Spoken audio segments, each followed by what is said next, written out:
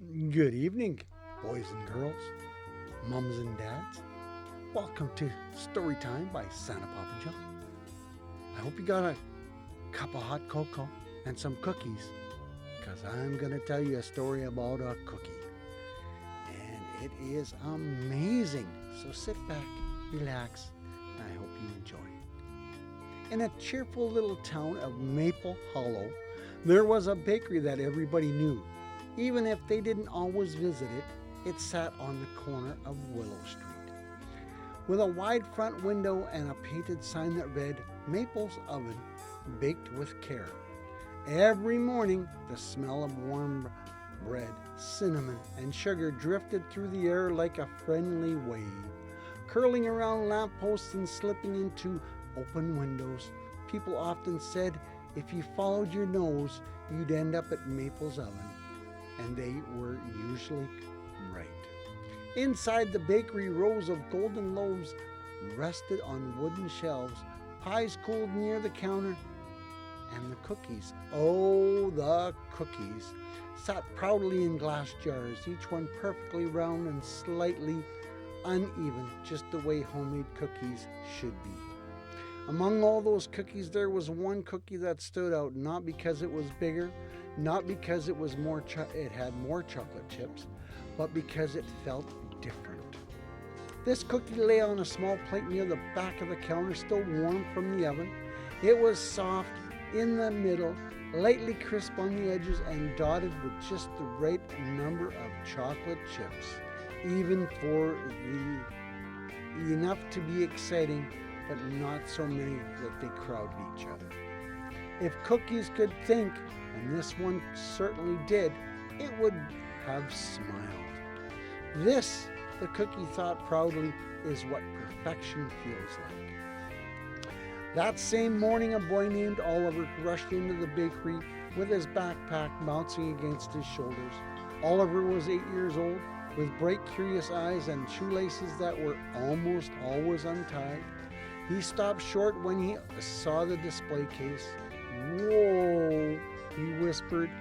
Mabel the baker chuckled from behind the counter. "Good morning, Oliver. You look like you've discovered treasure." Oliver pressed his hands to the glass. "It smells like happiness in here."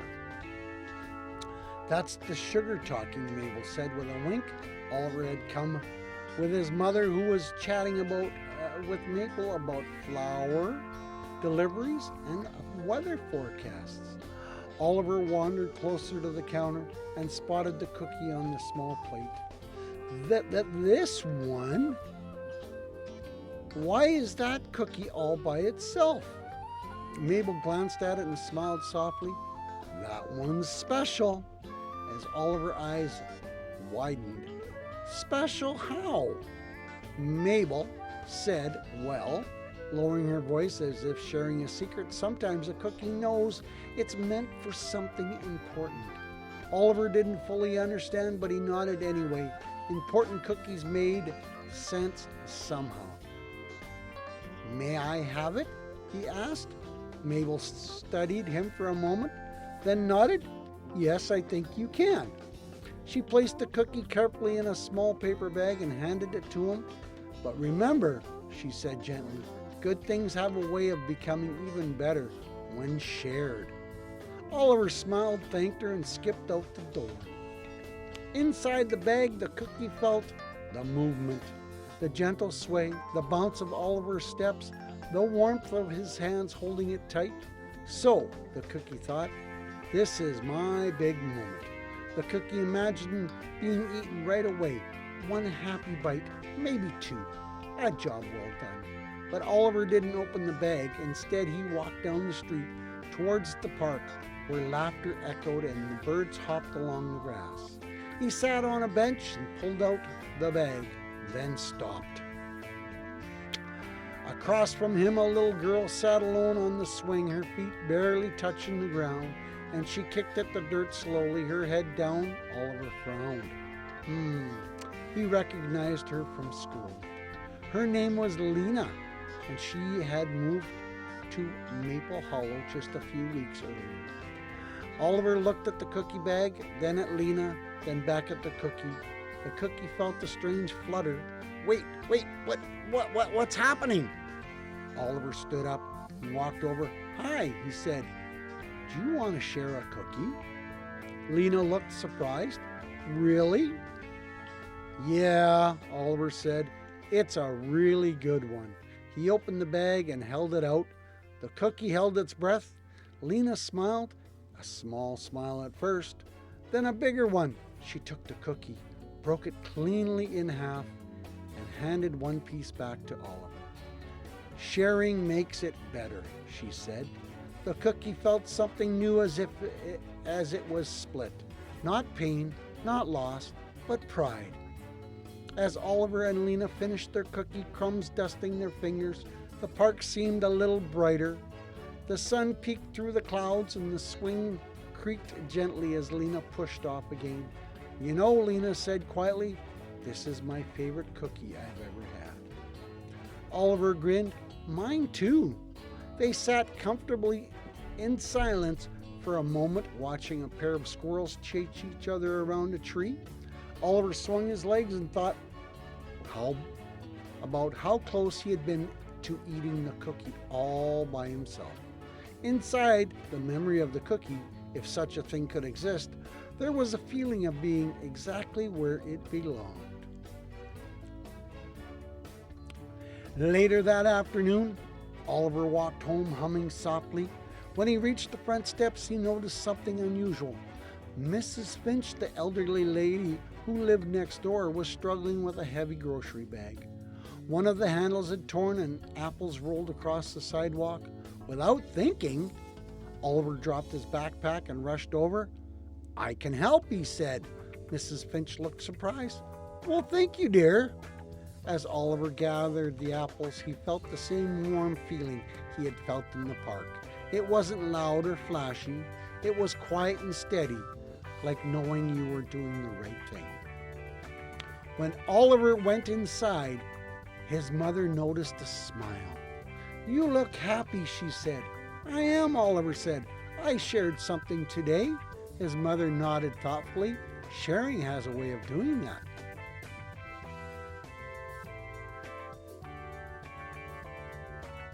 Later in the day, Oliver and Lena met back up together, and they were talking about favorite books and silly pets.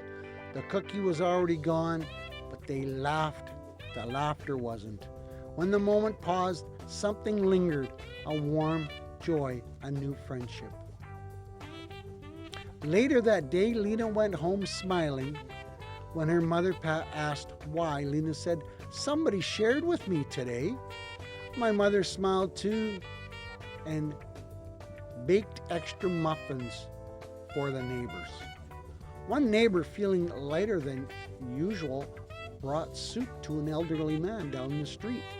The man, grateful, fixed a broken fence for a family who couldn't do it themselves, and on it went. Small acts, quiet kindness, all rippling outward. The next morning at school, Oliver noticed something. Lena was no longer sitting alone. She was laughing with two other kids, her hands moving as she told the story. When she saw Oliver, she smiled. At recess, one of the kids tripped and scraped their knee. Without being asked, Lena sat beside them until the teacher came. Oliver watched surprised. It's like it's spreading, he thought. The next week, Oliver returned to the bakery. Mabel greeted him with a knowing look. How was the cookie? Oliver smiled. It was, well, different. Different how, she asked. It didn't feel like it was just mine. He said it felt like it wanted to be shared. Mabel laughed softly. Some things do. That day, Oliver bought 2 cookies, one for himself, one for later. On the walk home, he saw a boy sitting on the curb, clearly upset. Oliver paused. He didn't hesitate. Hey, he said, holding out a cookie. Want to share? The boy looked up, surprised, then smiled.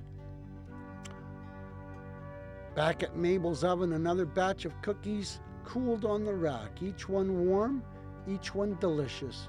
But every now and then one felt a little different.